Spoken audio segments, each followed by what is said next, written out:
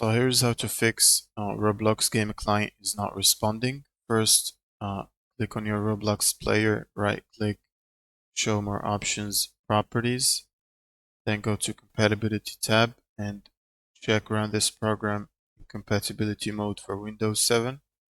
Then disable full screen optimization, checked, and run this program as admin is also checked. Then click on change high DPI settings. Click on override IDPI and set it to application. Click OK, then apply OK. Now we need to make sure that we have the latest graphics driver update. So for me, I'm using NVIDIA, so I'm going to open NVIDIA app